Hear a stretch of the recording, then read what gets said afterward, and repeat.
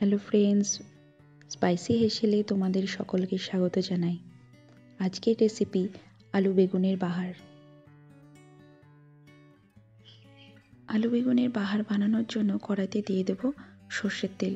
সর্ষের তেল গরম হলে ফোড়নে দেব কালো জিরে। ফোড়ন থেকে সুন্দর গন্ধ ছেড়ে গেলে দিয়ে দেব রসুন কুচি।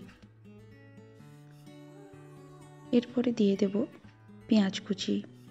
পেঁয়াজ রসুনটা ভালো করে নরম হওয়া অবধি ভেজে নিতে হবে।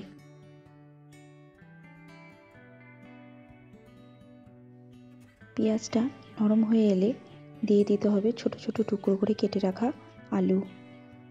পেঁয়াজের সাথে ভালো করে আলুটা ভেজে নিতে হবে। আলু পেঁয়াজ ভাজা হয়ে গেছে।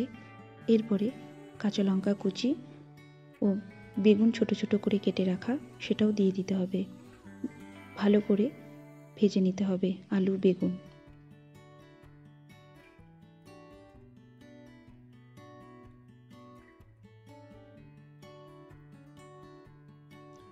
আলু বেগুন ভাজা হলে এতে খুবই সামান্য পরিমাণে কিছু মশলা দিতে হবে।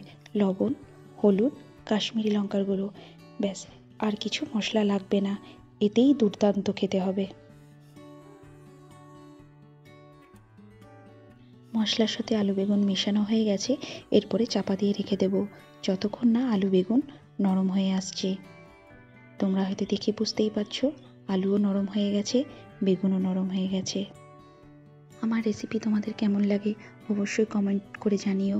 যদি ভালো লাগে তবে একটা ছোট্ট লাইক ও সাবস্ক্রাইব করে আমার পাশে থেকো।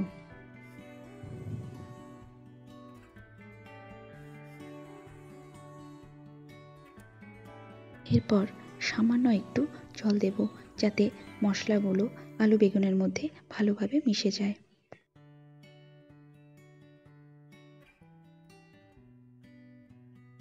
তৈরি হয়ে গেল আলু বেগুনের বাহার।